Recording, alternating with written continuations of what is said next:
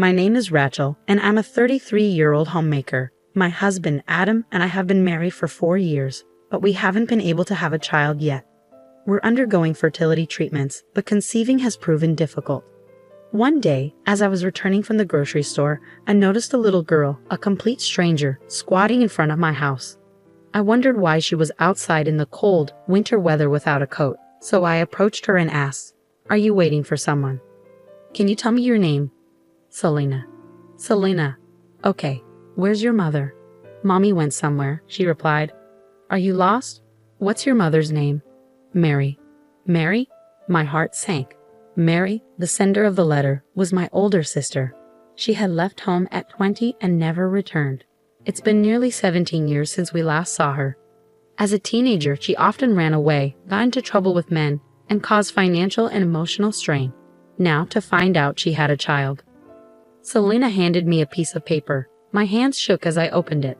Inside were the words, "Take care of this child for a while." "No way," I whispered. "Are you Mary's daughter?" "Mommy said to stay here because you're her sister," Selena explained. I took her hand and led her inside. She was freezing and trembling. I wondered how long she'd been outside. Mary had always been an irresponsible sister, but leaving her child like this was shocking. I'd always wanted a child, but couldn't have one. Pushing aside my feelings, I turned on the stove and wrapped Selena in a warm blanket. "Selena, are you hungry?" "Yes, I haven't eaten anything since yesterday." "You haven't eaten?" My concern deepened. "I'll get you some food right away." I heated up some pumpkin soup for her. Yesterday, I made some pumpkin soup and gave it to Selena right away. It was her first time trying it, and she eagerly drank a lot, clearly enjoying the taste. "This is delicious, it's really good," she exclaimed with a big smile. I was delighted to see her enjoy the soup so much, but it also saddened me, as I wondered what kind of meals she was used to. Instead of questioning her about her usual diet, I focused on cooking more food for her to enjoy. I made fried chicken, an omelet, and rice, and she devoured everything, praising each dish as delicious and tasty. Once she seemed completely satisfied, I suggested we take a bath. It seemed she hadn't bathed in a few days and her hair was greasy. "Selena, how about a bath?" I asked. Her expression tensed for a moment, and I could tell she wasn't entirely comfortable with the idea. "You don't like baths?" I asked. "No, it's fine," she replied hesitantly. I hurried to the bedroom to find some smaller clothes for her to wear as pajamas. When I returned to the living room, Selena was gone. Hearing water running in the kitchen, I peeked in and found her trying to wash her hair in the kitchen sink. "What are you doing? The water is so cold," I exclaimed. "You'll catch a cold." Selena apologized, but I assured her she didn't need to. I wrapped her in a blanket and took her to the bathroom. She seemed amazed as I led her inside. "This is just like the house I saw on TV," she exclaimed. From her reaction, it seemed the house where Selena lived did not have a proper bathroom. It broke my heart to think that Mary made her wash in cold tap water from the kitchen to save on gas money. Holding back tears, I undressed Selena and gently placed her in the warm bathtub. "It's so warm. Are baths always this warm?" she asked, eyes wide with wonder. "Yes, they are. From now on, you can take a warm bath every day," I said. "Really? I'm so happy," she replied with a big smile. I helped Selena warm up and get clean in the bath.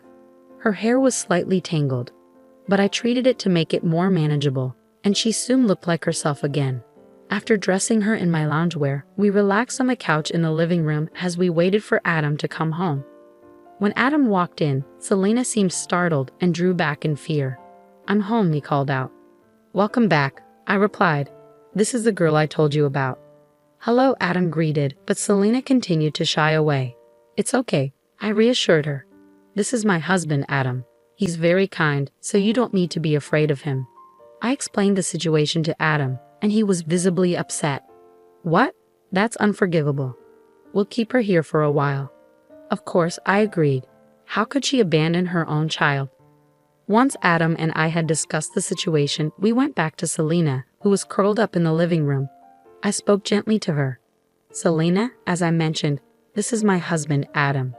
"Hi, Selena. Please call me Uncle Adam," he added. Selena nodded timidly, and I went on to explain. "The three of us will be living together here for a while. Is that okay with you?" Is it really okay for me to stay here? Selena asked hesitantly.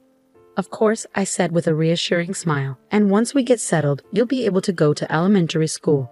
I've never been to school, Selena said quietly. You've never been to school? What about kindergarten? I haven't gone to kindergarten because I'm no one, Selena mumbled. My heart ached hearing her words. She was too young to understand why she might feel this way. I decided not to press her further that day and let her rest instead. The next day, we would find a way to help her adjust to her new life. I informed my parents about Selena's situation, and they rushed over to see us. Upon meeting Selena, they introduced themselves as her grandparents, Grandma and Grandpa, and enveloped her in a comforting hug. Selena seemed puzzled but happy, as if she had never realized she had grandparents before. After entrusting Selena to my parents' care, I headed to City Hall to obtain Mary's family records. To my surprise, Mary was unmarried, and there was no record of any children. It appeared that Selena's birth had never been officially registered, making her essentially a non-existent child who never received any formal notices, such as enrollment for elementary school. This revelation shed light on why Selena referred to herself as no one. After consulting with various authorities, including the Child Consultation Center and the municipal office, we finally managed to establish Selena's family register. I happily informed her, Selena, now you can go to elementary school. I'm so happy for you. By this time, it had been over a month since Selena came to live with us, but she hadn't opened up much. She always seemed skittish, especially whenever Adam or I moved. Additionally, whenever she made a mistake, she would apologize excessively, curling up her body and covering her head. It was evident that Mary's past actions had left a lasting impact on her. Selena, you don't have to apologize so much, I reassured her. Uncle Adam and I will never get mad at you, and we will never harm you. I promise. Really? Selena asked with a glimmer of hope. Of course, I replied sincerely. I made a promise, but despite that, Selena's shyness persisted. However, as time passed, she gradually became more talkative and even began to smile more often. Then one day, Selena blurted out, I wonder when she will come for me. Those words struck a chord with me, evoking a sense of sadness. Despite Mary's mistreatment, Selena still longed for her mother. Since Selena's arrival, every day had been filled with joy for me. We had wanted children so badly and treated Selena as our own daughter. We hoped she would stay with us for a long time. The day after Selena's statement, she received an invitation to elementary school. I was relieved that she would finally experience the same school life as other children. Now that it's settled, we need to prepare for school, I said to Selena. We'll need to buy a school bag, stationery, and lots of clothes. Let's go shopping today for new clothes and stuff. I can get new clothes. I've already got some, Selena replied. It's not enough. You'll need more comfortable clothes for school, I insisted. So Selena, Adam, and I went to the shopping mall and got everything she needed for school. I was so excited about preparing for her school entrance that I ended up buying a lot of clothes and stationery. As we headed home, the three of us laughed and joked about buying too many things. However, to my surprise, I saw Mary standing in front of our house. Mom, Selena exclaimed. Mary responded coldly, It's not welcome home. What were you thinking? How dare you come here? I stepped in, trying to calm the situation. Hey, calm down. Don't yell. It's not productive. First, you need to apologize to Selena. But Mary only glanced at Selena and refused to make eye contact. What are you trying to do? I asked. We can't just stand here talking. Let me in the house. I'll do it even if you don't tell me. Let's go, Selena, Mary said, ignoring my question. I decided to let Mary in and ask her what was going on. Is this your husband? She asked, pointing at Adam. He's a nice guy. Nice to meet you. I'm Adam, he replied. I don't know how to say this, given it's our first meeting, but the way you've treated your child makes you an unfit parent. Mary seemed taken aback by Adam's boldness. You're too arrogant, my brother-in-law. You can't talk to me like that. You don't know me. Maybe not, but I do know you didn't take care of her properly. How could you neglect your own child? Adam countered. Mary, clearly irritated by our accusations, seemed unable to grasp the gravity of her actions. I was perplexed by her lack of accountability. I asked Selena how she felt about seeing her mother, and it was clear she was still scared. She couldn't look Mary in the eye and recoiled in fear. Initially, I assumed Selena missed her mother, but now I wasn't so sure. As I was contemplating this, Mary spoke up. "You two don't have kids, right?" she asked. "No, but so what?" I responded. "Well, I'm going to leave this child with you," she declared. "I've raised her through the toughest stages of her life. You should be grateful to have an older kid now." Adam was incredulous. "Do you even know what you're saying? You're abandoning your own child as though she's an object to be handed off." "I know exactly what I'm saying," Mary shot back. "I'm giving you childless people a kid to raise. You should be thankful." I shook my head in disbelief. "That's outrageous. We're not giving her back to you, even if you ask. We've already made her a family register, and she's going to start elementary school next month. We'll make sure she's happier than she was with you." "Oh, so you've made a family register for her?" Mary retorted, seemingly indifferent. "I did," I responded. "Why didn't you file a birth certificate?" "Because if I had, they would know I have a child. I didn't want to disrupt my life for such a selfish reason." Mary's admission explained why Selena had been unable to attend kindergarten or elementary school. Her callous attitude continued to baffle me. "That's not right. Selena deserves an education. What you've done is neglect, not just active truancy," I told her, knowing that reasoning with Mary was pointless. Mary had apparently broken up with Selena's father before Selena was born and had never registered the birth. To date other men, she often left Selena alone, pretending to be unmarried and childless. Her goal was to find a new partner and raise her child. "We'll take care of Selena," I said, firm in my decision, "but please don't come back to see us again."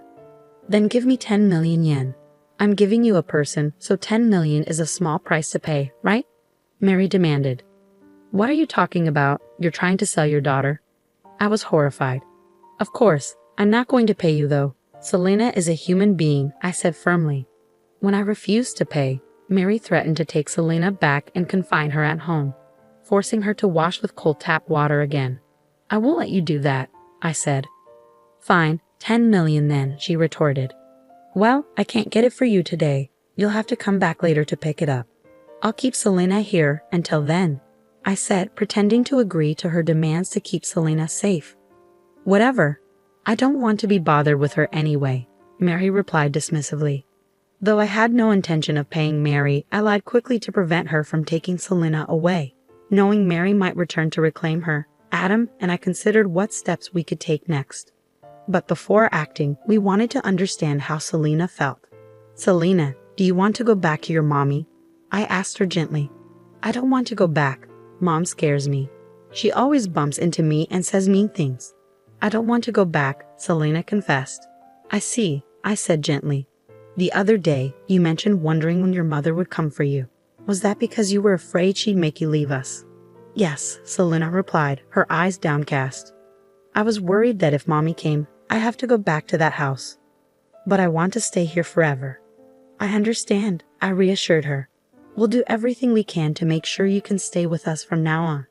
With Selena's feelings clear, Adam and I decided to investigate Mary's background further. We contacted an investigative firm known to Adam and discovered Mary was now engaged to a successful lawyer.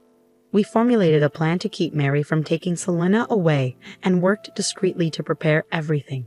A week later, when everything was set, we informed Mary that we had the money and invited her to our home for the exchange. During the meeting, I had my parents care for Selena. When Mary arrived, she immediately asked if I had the money. "I won't give you the money, and I won't give you Selena either," I declared firmly. Mary's expression turned sour. "I came all the way here because you said you had the money ready. Now give it to me. Do you realize how heartbroken Selena is?" I challenged her. "You're trying to sell your own child for money. Unbelievable." "How I raise my child is none of your business," Mary shot back. "Children grow up just fine on their own. You don't understand because you don't have kids. Did you even tell your boyfriend about having a child?" I asked pointedly. "Of course not. He's a successful lawyer and we're getting married next year. We plan to live happily ever after. Don't bother us," Mary said dismissively. Just then, the door opened and Mary's fiancé, the elite lawyer, walked in. He had heard our conversation. "Don't tell me what you just said is true," he said, shocked. "Did you lie to me? What's going on? Why are you here? You told me you were unmarried and childless." "I've never been married," Mary said. "I just happened to have a child by mistake." "By mistake?" That's a terrible thing to say, Adam exclaimed, disgusted. The lawyer confronted Mary. I was about to marry you without knowing you cheated on me. Of course, I'm breaking off the engagement. You lied to me, so you'll need to pay me alimony. Wait, broken engagement alimony? Please don't leave me, Mary pleaded. Shut up. I can't marry a woman who treats her child like that. I don't even want to see your face, the lawyer replied, turning his back on her. Mary turned to me, her eyes filled with anger. Rachel, you brought him here. Why did you do this to me? Because I knew I couldn't handle it the usual way. I'm going to discuss Selena's case with this lawyer, I explained. I was suspicious, but after hearing your words today, I realized the truth. From now on, this lawyer will represent me and my family. You'll regret making an enemy of a lawyer, Mary threatened. Soon after, a police officer arrived at our house. I had previously reported Mary for child abandonment, and authorities had secretly recorded our previous conversation. I also informed them of her visit that day. Mary was taken into custody for child neglect and abandonment, facing a stint behind bars. Although it was a lengthy and complex process, Selena was eventually allowed to stay with us permanently. The lawyer demanded compensation from Mary for breaking the engagement, and she faced legal consequences. After her release from prison, Mary lost both her fiancé and Selena. Additionally, she had to work hard to pay the alimony and child support, which took a toll on her appearance and ability to attract men. Recently, she stormed into our house, crying and demanding Selena back. She's my baby. Give her back. What are you talking about? Selena is ours now. I won't let you take her back, I told Mary firmly. Nope, not mommy. Uncle and auntie are mommy and daddy, Selena chimed in. Mary, rejected by her own daughter, walked away in despair. I vowed never to let her regain custody of Selena. Mary would have to reflect on her actions alone. Meanwhile, Adam and I have stopped our painful infertility treatments. The three of us now live our days filled with laughter and joy. I'm grateful for the happiness Selena has brought into our lives, and I hope to spend the rest of my life giving her all the love I can.